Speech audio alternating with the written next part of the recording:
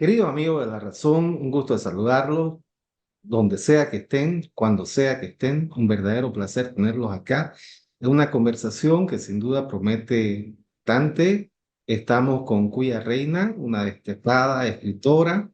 Ella es del Alto, es formada en comunicación también. Ha estado también observando el devenir de las cosas en Santa Cruz, el debate político, ideas acá, ¿no? Tiene puntos de vista muy originales, muy bien sustentados también, muy bien desarrollados, publicado una serie de textos ya. Y bueno, estamos acá para conversar sobre la degradación de la conversación política en el país que viene ocurriendo, pero no desde no una perspectiva moralista y la verdad que más bien prescindiendo en lo posible de moralina, ¿no? No estamos aquí para juzgar a nadie, ¿no? Pero sí lo que nos interesa ver es por qué está pasando lo que está pasando, qué implicaciones tiene esto para la sociedad boliviana. ¿Y cuáles son los desafíos que esta situación nos plantea? Desde un tiempo a esta parte, el debate entre los políticos ha ido pasando de una serie de elementos de reivindicaciones históricas que incluían todo este tema de la descolonización, la patriarcalización, etcétera, etcétera.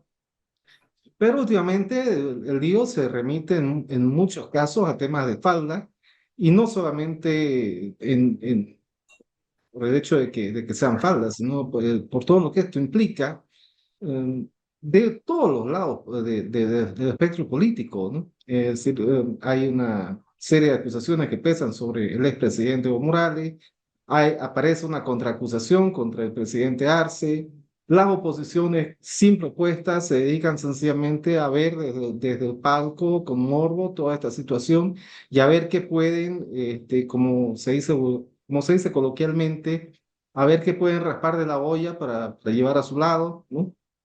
Entonces, estamos en esta situación, no es algo que ha aparecido de la nada, es algo que se viene construyendo hace tiempo.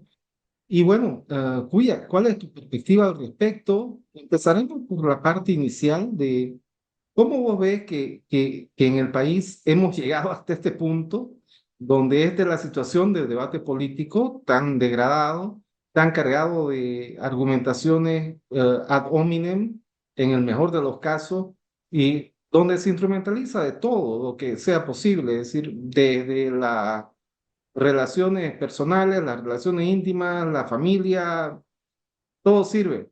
¿Cómo ves esta situación cuya y cuál es tu perspectiva al respecto? Bueno, muchas gracias, Pablo, por la invitación y por considerarme a mí para esta entrevista. Eh, Creo que ya todos, no necesariamente sabiendo de política, entendemos la situación tan crítica de la gobernación nacional en el país, ¿no? Eh, ya vimos que el MAS como partido único y principal de la izquierda, pero también como el partido más importante de Bolivia, ya estaba en un periodo de declive, o sea, ya veíamos como bloques separados, ataques mediáticos, bloqueos, reprimendas, incluso declaraciones del presidente y luego declaraciones de Evo Morales, ¿no? Ambos representantes de ambos bloques, ¿no? El arcista y el levista. Y creo que ha sido muy apresurado el declive porque ya hemos pasado de aspectos partidistas ya a aspectos personales. Y yo creo que ahí es donde ves la máxima degradación de la política, principalmente de sus representantes más específicos, ¿no? Evo Morales y Luis Arce Catacora. Yo creo que es una situación crítica porque quizá en algún momento esto puede tornarse hasta gracioso, hasta estúpido, pero cuando ya hay pues indicios de delitos como por ejemplo estupro, pedofilia, acoso sexual, ¿no? El hecho de que estén involucrados menores de edad, pero y desde el otro lado también se acuse de infidelidad y otras cosas, te das cuenta que no solamente se está relacionando a este problema aspectos personales, sino también hay una degradación de las mujeres, ¿no? O sea, son peones de pugnas políticas, ¿no? Eh, entonces yo creo que el debate, incluso social, ya no se relaciona con pensar cuáles son los problemas que están generando estas pugnas políticas, sino simplemente yo creo que es ya la desesperanza de que estamos siendo gobernados por políticos, o por lo menos estamos siendo secuestrados por políticos que no están abordando problemas esenciales como la economía. Y yo creo que ya la gente se da cuenta de que es prácticamente que no podemos hacer nada, ¿no? Entonces somos las personas que estamos siendo los veedores, los que tenemos que mirar al espectáculo político. Y el problema esencial, yo creo aquí, es que la crisis económica está avanzando. Cada vez se generan mayores problemas, mayores dificultades. Quizá los medios tampoco ayudan un poco a generar mucha más calma, o por lo menos a que podamos abordar la crisis económica con mucho más certeza, sino que también los medios agudizan el problema y se enfocan mucho también en el espectáculo político. Pero yo pienso que ya el debate se ha tornado hasta irrisorio, hasta da risa ver las peleas que se están generando a partir de la política, ¿no? Y el problema también es que no se abordan los problemas esenciales, como por ejemplo el de la violencia hacia la mujer. O sea, te das cuenta que en los políticos no les interesa en realidad si hay niñas de por medio, no en el caso de pedofilia de Evo Morales o en el caso de infidelidad y acoso sexual de Luis Arce. O sea, no hay ningún tipo de abordaje a partir del problema en sí, sino que usan estos aspectos personales para atacarse el uno al otro, no para ver cuántas mujeres ha mellado cada uno, o con cuántas mujeres o menores se ha acosado cada uno. O sea, es una pelea de hombres, machos, como se les podría decir, ¿no?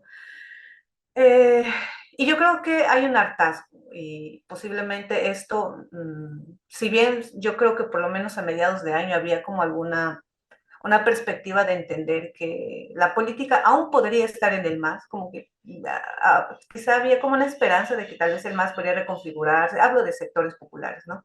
Reconfigurarse, se hablaba de Andrónico Rodríguez, se hablaba de que se puedan aliar, etcétera, pero yo creo que en la actualidad ya la gente está pensando incluso en la capacidad de buscar otro tipo de liderazgo, ¿no? Porque estas pugnas están afectando también a la población. Entonces, y eso es peligroso también, ¿no? Es como cualquiera que no sea el MAS es válido, ¿no? Entonces ahí ya no hay un problema que solamente relacione al MAS, es un problema que va a vincularse con la situación del país en un futuro.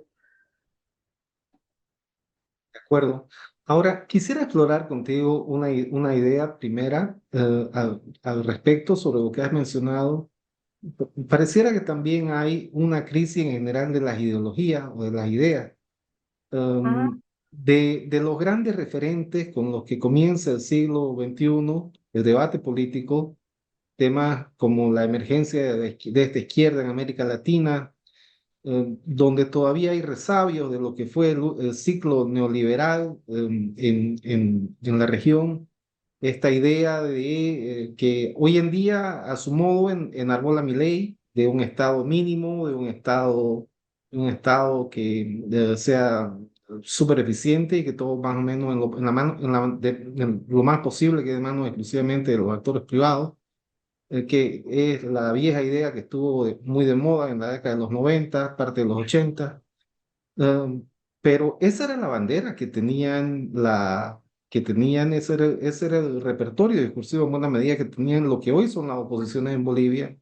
Pero eso también se ha venido a menos, y se ha venido a menos mucho más aún después de lo que pasa con el gobierno de Yanine Áñez, donde efectivamente la oposición llega al poder, toma el poder, pero no saben qué hacer con el poder y terminan teniendo una gestión desastrosa. Por lo tanto, también ahí su discurso se desgasta. Pasa lo mismo con Luis Fernando Camacho, el tema de su regionalismo exacerbado, que llega al punto prácticamente llega a su máxima intensidad probablemente después de 2019, con el paro de los 36 días, y de ahí entra en declive, y podemos hablar luego acerca de estos leviatanes, donde están incluidos también los actores del MAS. Pero en el lado del MAS también, de pronto, después del 21F, esta idea de legitimar el poder bajo el argumento de que se gobierna escuchando al pueblo pasa a segundo plano, directamente se olvida. Los hechos que hay también de corrupción en el Fondioc pasan a cuestionar esta idea de que el mundo indígena en Bolivia lo que era lo que Álvaro García Linera llamaba la reserva moral del pueblo boliviano. Y bueno, con lo que hoy estamos viendo, definitivamente quedan en el aire muchas nociones, muchas de estas grandes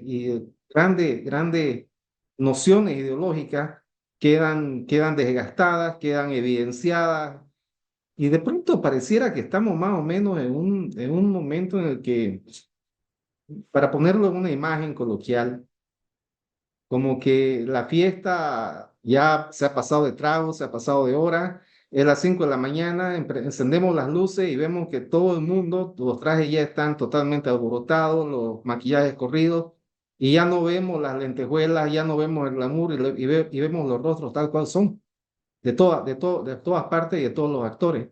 Este, ¿Cómo vos ves esta evolución que ha tenido, esta decadencia, mm, este desgaste de estas viejas ideologías? Y si vos ves que esto tiene relación con cómo estamos. Sí, estoy totalmente de acuerdo. De hecho, creo que si hablamos de ideologías, el que primó mucho en el MAS fue el indigenismo, ¿no? Uno vinculado con el socialismo del siglo XXI, muy relacionado con ese socialismo chavista, que inicia con el discurso de Morales a partir de la patria grande y entender que Evo Morales era el indígena que iba, entre comillas, bajo la perspectiva indianista, ¿no? Liberar a los otros indios, ¿no? En la actualidad, ya no es la misma Bolivia, ¿no? Ya no es la Bolivia que sentía a partir de una identidad étnica, ¿no? Indígena, que era mayoría y que por sí misma podría gobernar un país. Es una Bolivia mucho más compleja en sentidos de identidad. Es decir, en la actualidad ya no hay una identidad tan forzosamente relacionada con lo indígena, y de hecho se habla mucho del mestizaje. Por ejemplo, en Bolivia y viviendo en Santa Cruz, me doy cuenta que hay como más apertura al mestizaje, incluso de las mismas personas que ven sus características físicas y son indígenas, ¿no? Quechuas, aymaras, migrantes, collas. Pero es una identidad mucho más compleja, que está abierta a otras perspectivas, no necesariamente ligadas con lo indígena, porque ¿cuál era la emergencia del 2000? Era que Evo Morales, o a partir de la guerra del gas, se posicionara alguien del pueblo, entre comillas, ¿no? Esta mirada populista. La tesis se cumplió, un indígena subió al poder, Evo Morales subió al poder. Digo que la tesis se cumplió en el sentido de que había una emergencia de que un indígena pudiera tomar el poder, pudiera gobernar a un país, pero ahí también la tesis falló, porque ¿cuál era la tesis? La tesis era un indígena nos va a liberar, con un indígena la situación va a cambiar y eso, ¿no? No se puede negar que con Evo Morales han habido cambios significativos, pero luego pasan aspectos como los que tú dices, ¿no? Del fondo indígena, la corrupción, malversaciones, eh, un liderazgo que poco a poco va decayendo. Y si hablamos incluso de cuál es la estructura que ahora está, de la cual está rodeada Evo Morales, no es la misma que los inicios de los 2000. En inicios de los 2000, cuando Evo Morales asume el poder, habían intelectuales, instituciones, movimientos sociales, o sea, toda una fuerza que respaldaba en verdad el proyecto del proceso de cambio. Pero mientras más corruptible se vuelve el gobierno de Evo Morales, más se van yendo académicos, pensadores, instituciones, lo dejan solo y al final ves un 2019 a un Evo renunciando, solamente rodeado de grupos del Chapare o algunos residuos de los movimientos sociales, ¿no? Entonces, hasta ahí podemos ver una degradación.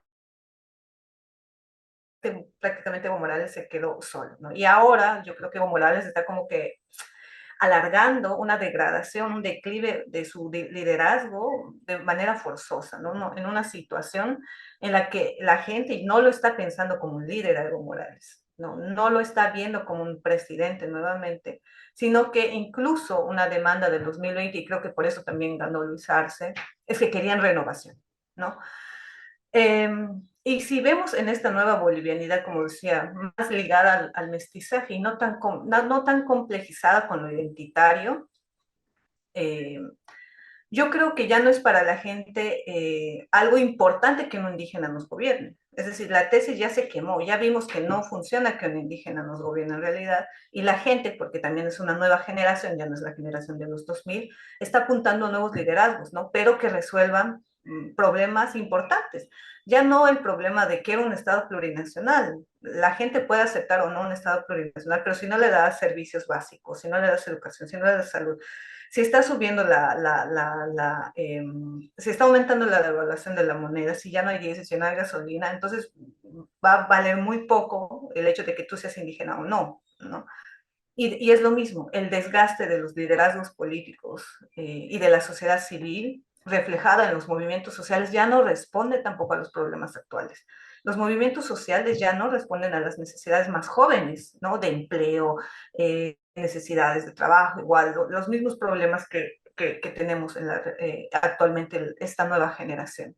Entonces ves un desgaste de los movimientos sociales, ¿no? Por más que haya un David Mamani que nuevamente quiera retomar los ponchos rosas, la gente ya no le cree, ya se ha desgastado, ya han perdido total legitimidad, ¿no? Entonces yo pienso que el indigenismo en la actualidad incluso murió con Evo Morales. Y el mismo indianismo que en algún momento proponía que el indio pueda subir al poder, murió, está muriendo con Evo Morales.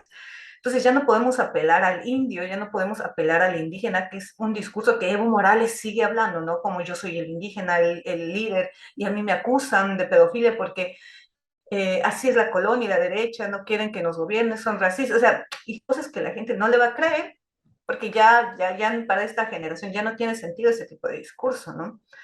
Es una nueva Bolivia, yo creo que es una nueva bolivianidad la que está buscando un liderazgo mucho más potente y que pueda de verdad levantar al país ya en temas también económicos. Ahí es un problema, por ejemplo, los libertarios. Los libertarios te pueden proponer solucionarte el mundo a partir de la economía, pero tampoco tienen una visión de las condiciones sociales que requiere también Bolivia. Para mí, por ejemplo, reducir el Estado sí es necesario en aspectos en que estamos, por ejemplo, en una crisis y deben haber dependencias institucionales que no necesariamente son funcionales en esta, por ejemplo, en este declive igual de la representatividad institucional. Yo estoy de acuerdo, deben haber instituciones que tal vez no están resolviendo nada y no están haciendo nada, entonces sí, es necesario que esos recursos se vayan a otro lado. Pero no podemos, por ejemplo, privatizar la salud, no podemos privatizar la educación y reducir el Estado a simplemente reguladores de la economía. Para mí eso es un error. Entonces, es tan fuerte esto del MAS, es tan fuerte el colapso que va a tener la ruptura del MAS y que el MAS pierda, que igual yo pienso que eh, si bien puede generar muchos cambios, muchas reformas, si es que llega a gobernar alguien de la derecha, yo creo que en algún momento también sí es sano, ¿no? El problema es el modo. Es una situación muy crítica la que está atravesando el país. Y yo creo que estos cambios repentinos de la política y estos cambios repentinos de quién va a tomar el poder puede generar en la población, y está generando en la población mucha incertidumbre, pero en un futuro igual, ¿no? Como problemas mayores. De acuerdo. Y hablemos un ratito sobre también lo que pasa con el desgaste ideológico del lado de la oposición. Porque si bien dentro del MAS es absolutamente muy cierto lo que ha señalado, también del lado de la oposición hay un proceso también de desgaste de estas ideas de un gobierno que venga y pueda resolver económicamente las cosas. Máximo, y reitero una vez más, lastimosamente, pero está ahí la evidencia concreta de lo que pasa con el gobierno de Yanine Áñez, ¿no? Ujú. Y mm, no se ve tampoco que, si bien hay propuestas económicas como las que lanza el candidato Samuel Lorea Medina, que aspira nuevamente a presentarse, pero digamos, de una lectura desde ese lado, de las oposiciones tradicionales, de cómo articular al país, de cómo articular una paz social, porque no olvidemos acá un concepto que me parece fundamental. En la pirámide de Maslow, vos sabes bien que lo económico prima sobre muchas cosas. Antes de estar pensando en poesía o en filosofía, uno tiene que resolver los temas económicos. Pero antes de resolver los temas económicos están los temas de seguridad personal. Es decir, ¿cómo me garantizo de que no me van a matar en este momento? O sea, si estoy en la selva, como lo primero es cuidarme de que no venga un tigre y me coma. Después veré si tengo caso o no caso, ¿no? Eh, y en este caso, las oposiciones parece que no quieren acordarse o no, o quieren pasar por alto, o quieren hacerse la desentendida con el tema de que en esa foto en la que se las vio en la reunión en la Universidad Católica, está la validación de toda la violencia que se produjo después en Sacaba y en Sencata, por lo menos en la percepción de buena parte de la población boliviana. Y mientras esos temas no los aborden las oposiciones, estamos, no va a ser creíble ninguna propuesta económica porque, primero que nada, la gente quiere, sobre todo las clases populares e indígenas, quieren saber que van a tener al frente una persona que no las va a agredir, que no las va a atacar, que no las va a someter a maltrato. Entonces, Ujú. ¿qué está pasando ahí también? Porque percibo, no sé, tu punto de vista, Cuya, pero como que hay una suerte de insistir también en recetas que ya se han demostrado que no funcionan. Otra vez la apelación a esta idea de la unidad por la unidad, que es la típica de todos los procesos electorales, y con voces por fuera bastante agresivas, bastante disonantes, pero que tampoco tienen capacidad de mayor arrastre, donde incluso están los libertarios y otros grupos más que definitivamente no generan tracción, porque pareciera que el común de la gente, más allá de esas burbujas en las cuales habitan, no está para ese tipo de aventuras. ¿Cuál es tu perspectiva sobre todo lo que viene pasando con las oposiciones?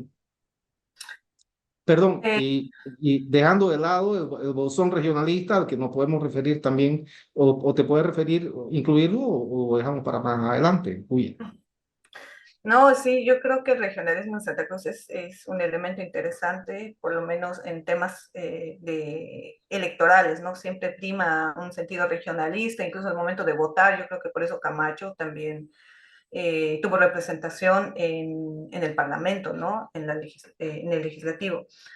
A ver, sobre la oposición, sí, yo creo que ya es como una proyección desgastada el tema de la unidad. En la actualidad percibo que hay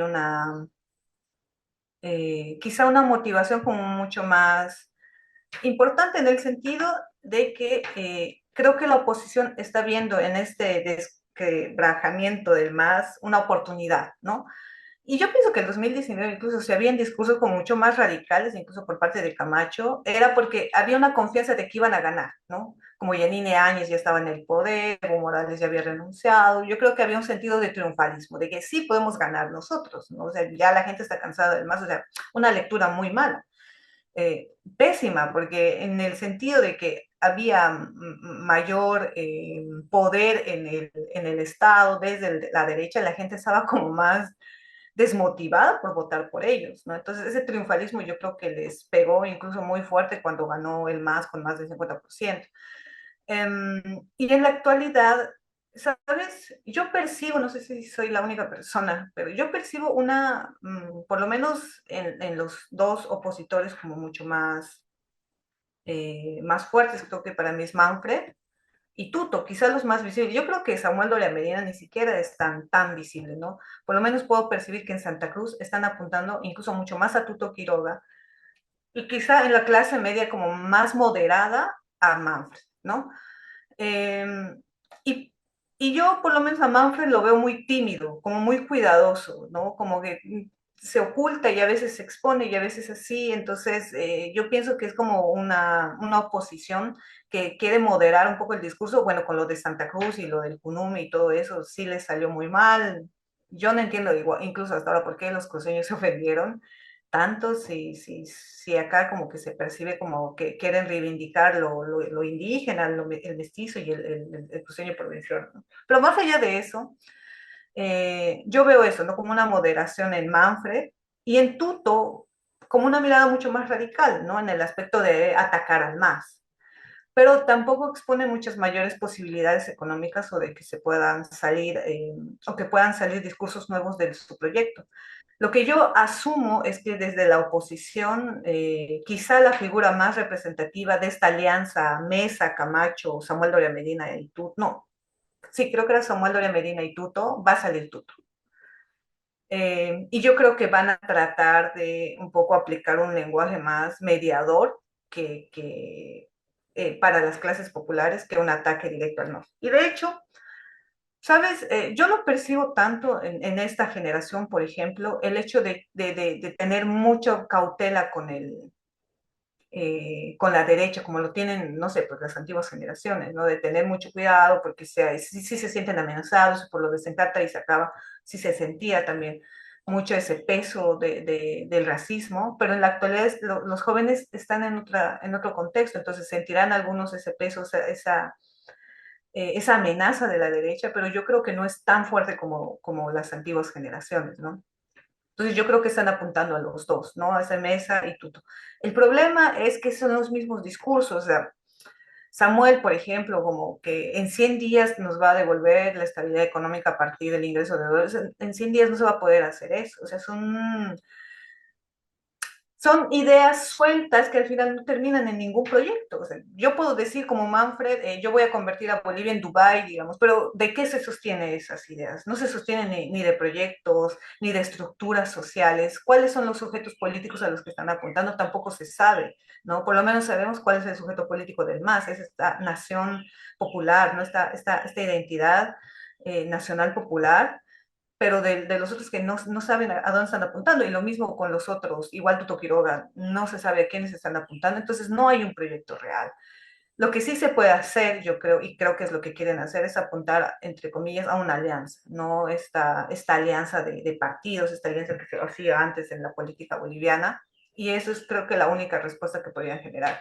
Más allá de eso, yo creo que la gente, quizá porque ya se ha degradado tanto el arcismo como el levismo, porque en algún momento podías ver en el arcismo quizá algún tipo de renovación y decir, bueno, en las próximas elecciones puedo votar por Arce, ¿no? Porque algún tipo de estabilidad sí podíamos tener, algún tipo de moderación sí había en el presidente, ¿no? Lo veías como un presidente que no se exponía tanto, una figura quizá mucho más, mucho menos expuesta a la a comparación de Evo Morales, pero en la actualidad la economía sí ha trascendido o sea, ha mellado bastante, ha enterrado ya su figura. O sea, yo creo que Arce no se va a postular y de hecho sería una pérdida de tiempo que hagan campaña por una persona que ya no tiene ningún tipo de legitimidad ni de respaldo social. Eh, y la gente, yo pienso, por lo menos en Santa Cruz, no sé si en el Alto pasará lo mismo, porque el Alto es cambiante. O sea, el Alto en la actualidad yo creo que ya no tiene tanta lealtad al MAS, ¿no? Y eso se ve en sus gobiernos municipales. Entonces es cambiante la ciudad del Alto. Puede tener un sentido de identidad, sí, pero si no le estás resolviendo los problemas, si ellos están percibiendo que en verdad hay una crisis y que estos problemas, tanto del masismo como de la oposición, que tampoco hace mucho, están atravesando su cotidianidad, no le van a dar respaldo al MAS. Entonces, ahí yo creo que es importante ver cuáles son bueno, cuál va a ser el resultado del MAS principalmente, porque la derecha va a hacer eso, o sea, van a unirse, van a sacar una figura, no se sabe qué discurso van a tener, pero es lo mismo, la reducción del Estado, vamos a mejorar la economía, pero es lo mismo, es el mileísmo mal entregado, digamos, es el mileísmo mal releído, y es eso, siguen modas lastimosamente, ¿no? Los libertarios también, Antonio Sarabia también, que es una figura que recién ha reducido, es como, hay que reducir, hay que privatizar, pero es el mileísmo, ese mileísmo no encaja con la realidad boliviana, no encaja con las necesidades sociales. Entonces ahí yo creo que habría que fijarse mucho en Manfred y en Tuto, ¿no? Que creo que son las figuras como más vistas o por lo menos más representativas de la oposición. De acuerdo, Julia. Ahora, me gustaría detenerme un rato, un segundo, en una consideración inicial que planteaste acerca de las mujeres. Si bien las mujeres, en teoría, y por lo menos en términos numéricos, han mejorado su representación política en Bolivia, pero seguimos observando las mismas actitudes patriarcales en buena medida desde el poder, ya sea que este poder se dé dentro del arcismo, dentro del levismo, dentro de las oposiciones, dentro de los gobiernos subnacionales, llámense alcaldías o llámense gobernaciones también, en buena medida. Um, y donde actualmente en el campo político nacional, en la disputa por el poder, por el señor presidencial, prácticamente se las instrumentaliza, se las manda al frente a defender, a atacar, se las pone en las peleas que hemos visto en la Asamblea Legislativa Plurinacional, son las mujeres las que son puestas ahí, expuestas como calidad de carne de cañón prácticamente. Esta visión, estas visiones sobre la mujer, ¿cómo vos crees que, si bien han habido avances, cómo esto realmente los podemos cuantificar a la fecha y qué desafíos nos quedan hacia adelante y cómo ves el panorama de todo esto de tu perspectiva, Cuya? Yo, por ejemplo, soy muy crítica con la paridad. Yo creo que no puede haber paridad si no tienes a mujeres capaces de debatir o de posicionarse, al igual que los hombres en el aspecto político. Porque son pantallas al final, ¿no? La paridad es una cuota de género, pero si no representan en verdad a estas mujeres, las luchas, si no tienen un discurso, una posición, o por lo menos mínimamente ética para estar ahí, van a ser arrinconadas por los liderazgos masculinos, ¿no? Y eso ha pasado y está pasando en la actualidad. Eh, quienes manejan el legislativo y quienes están peleando son principalmente mujeres, pero ¿quién las lleva a ese tipo de pelea, de enfrentamiento con otras mujeres? Son los hombres. ¿No? Por el tema de las leyes, por aprobar esto, ¿no? O por no aprobar esto, son mandatos de Luis Arce y Evo Morales, ¿no? Entonces, el aprobar una ley y el no aprobar una ley viene a partir de esos liderazgos, principalmente masculinos, ¿no? Entonces, para mí, por ejemplo, si una mujer no está capacitada de verdad, eh, no puede ocupar un cargo político tan importante como es, por ejemplo, en el legislativo. Lastimosamente, yo creo que los movimientos sociales también han generado mucho daño en esta representatividad. O sea, ¿quiénes mandan a la representatividad femenina? Son las dirigentes. Muchas de estas dirigentes están manejadas también por dirigentes sindicales, por organizaciones sociales, condicionadas también a eso, ¿no? Entonces, yo creo que en la actualidad no hay una representación real de las mujeres en el Parlamento, ni siquiera en el escenario político. Y si hablamos de afuera, yo creo que la única visible es María Galindo, ¿no? Y eso porque hay de verdad, por lo menos yo pienso que hay coherencia con el sur. Yo estoy a veces en contra de María Galindo, hay muchas cosas que no me agrada de ella, pero la gente ha encontrado en ella algún tipo de identidad, ¿no? Por sus luchas, por el discurso que maneja, pero también, y eso es importante, por esta rabia contra la institución, o sea, por esta rabia contra el Estado, porque no le está sabiendo resolver los problemas por los cuales se le está pagando. Entonces es eso, las mujeres al final nos hemos reducido a simples pantallas, ¿no? A la cuota de género y lastimosamente en esta batalla de Evo Morales y Arce, a simples objetos sexuales, ¿no? Porque somos sujetos somos mujeres que lastimosamente, bueno, no voy a hablar en generalización, pero si hablas de una menor de edad que ha sido dejada, que tiene una niña, por ejemplo, que es hija presuntamente de Evo Morales, y detrás y alrededor de ella hay más mujeres que incluso sabían de eso y no lo han manifestado hasta recién hoy porque hay esta pugna política. Entonces yo creo que el espacio político no es un espacio de cuidado para las mujeres, ¿no? Y son lógicas también, no voy a decir de hombres, porque las mujeres también incurrimos en lógicas de violencia, de peleas, pero son lógicas de la política, ¿no? La política es así, es corruptible, genera también este tipo de antagonismos entre las mismas mujeres.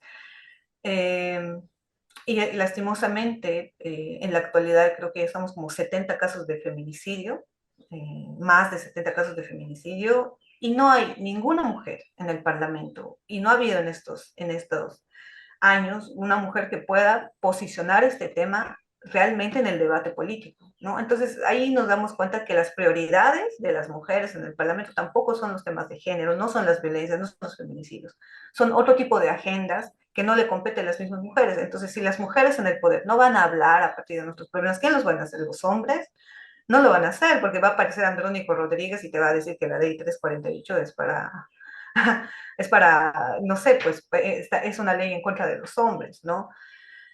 Es eso, ¿no? Son esos sesgos que hay también sobre la realidad de las mujeres. Hoy me enteré que falleció una chica en Caranavi, lastimosamente apuñalada. Y te das cuenta que este tema de la violencia no son chistes, no son temas que deberíamos verlos como espectáculos, son realidades de las mujeres, lastimosamente, y también en eso han apoyado mucho los medios. En la actualidad es un espectáculo de Evo Morales y Arce, ver quién se acuesta con las mujeres, o quién ha tenido más infidelidades, o cuántos hijos ha tenido, pero ni siquiera para abordar el tema, para abordar el problema, o para entender el caso de las víctimas es para ver quién tiene la bragueta más abierta o quién la ha tenido más cerrada. O sea, cosas banales, ¿no? Como digo, yo cuestiono mucho esto de la paridad. Yo creo que es necesario en un estado machista, sí es necesario, pero tiene que ir a la par de mujeres que de verdad puedan confrontarse a los hombres y puedan estar al nivel del debate político, ¿no? Si no, o vamos a estar peleándonos en el Parlamento o vamos a estar haciendo el mismo juego de los hombres, ¿no? Entonces, yo creo que ahí no vale la pena la representatividad política. Y también lo mismo con lo indígena. ¿Para qué vas a tener ahí representantes indígenas si tampoco van a formular y problematizar realidades indígenas, ¿no? Si van a estar ahí apuntándose con el dedo para señalar al otro de racista y reducir todo al aspecto racista, yo creo que no vale la pena tampoco, ¿no? Si no hay un nivel de capacidad de las mujeres y de los indígenas, es imposible que de verdad seamos representadas. Clarísimo, Cuya, te agradezco un mundo. Me gustaría quedarme con una última, invitarte a una reflexión para ir cerrando de cómo ves que todo esto va a afectar el proceso político electoral, qué nos va a quedar de tu perspectiva hacia adelante como desafíos y hacia dónde vamos con este vaciamiento del debate político, con esta degradación del debate público, con esta degeneración prácticamente de las argumentaciones con las que se intenta legitimizar la búsqueda por el poder. ¿Cuál es tu mirada al respecto? Yo creo que en momentos de crisis también hay momentos de certezas, o sea, sabes lo que no quieres más y sabes a dónde tienes que apuntar. Yo por lo menos tengo una mirada optimista. Yo creo que tenemos una sociedad que sí puede moldearse a los problemas económicos, que puede atravesar problemas económicos. Somos una sociedad muy resiliente.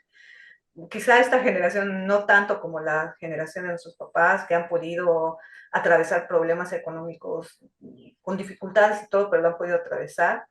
Pero yo creo que es una sociedad que sí puede ver la forma de sobrevivir, ¿no? Y yo creo que va a haber como un periodo de 5 años, ¿no? En donde van a haber muchas dificultades, no van a haber muchas certezas, esté el gobierno que esté la derecha o esté el MAS en estos próximos 5 años. Va a ser un periodo, yo creo, con muchos problemas, quizá conflictos por el tema de la economía, eh, yo creo que va a ser un momento, un periodo en donde no vamos a saber a dónde apuntar ni a dónde ir, pero yo creo que en esos 5 años también se van a crear y ojalá nuevas perspectivas, por lo menos nuevas puertas para repensar Bolivia. Yo apunto a que en ese periodo pueda, si bien va a ser el declive máximo, pueda ayudarnos a ascender también. Yo no veo todo totalmente acabado esto y de hecho creo que también es un peligro ver que por ejemplo el MAS está muerto, yo creo que eso es un error. El MAS sigue vivo, mientras el mito del MAS siga vivo, hay que también problematizar a partir del MAS, ¿no? Y de lo que queda, porque si bien el MAS fue un gobierno en su momento bueno y ahora pues no es agradable tampoco, hay que rescatar qué fue lo bueno del periodo del gobierno del MAS y qué se podría rescatar de esos proyectos. Yo creo que, por ejemplo, el proceso de cambio si bien es un proyecto que solamente se lo adueñó el MAS a partir del discurso, yo creo que era un proyecto nacional, ¿no? y hay que apuntar a otro proyecto nacional y rescatar, por ejemplo, de todo ese periodo que son como más de 15 años, aspectos que han llegado a unir y a mejorar la condición de las personas y la condición social de las personas. No creo que la gente esté apuntando a cambios radicales y yo creo que el gobierno que viene va a moderarse en ese aspecto porque la gente está en una crisis económica, entonces no quiere transformaciones repentinas, ¿no? Entonces quiere decisiones más moderadas. Y yo creo que el gobierno que va a llegar va a tener que hacer eso, si no, pues va a ser un total conflicto. Algo que decía el Maipo es como, me acuerdo que cuando Mesa quería llegar al poder, él decía, si Mesa llega al poder, va a durar muy poco tiempo y lo vamos a bajar. O sea, porque sabe que no había estabilidad en un gobierno como el de Carlos Mesa, ¿no?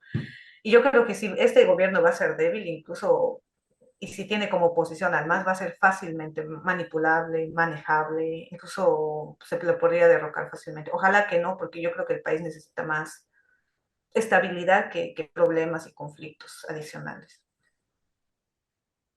Puya, realmente te agradezco, un lujo contar con tus ideas, con tu presencia. Muchas gracias a nombre de La Razón. Saludo a nombre también de nuestra directora, Claudia Benavente, y a todos los que han podido seguir este diálogo apasionante con una gran escritora, con una persona formada en comunicación, una persona, una pensadora original por su acumulación propia, por su mérito propio. Muy agradecido, Puya. Muchísimas gracias. Un gran saludo. Un saludo, Pablo. Entonces, gracias nuevamente. Chao. Gracias. Chao, chao.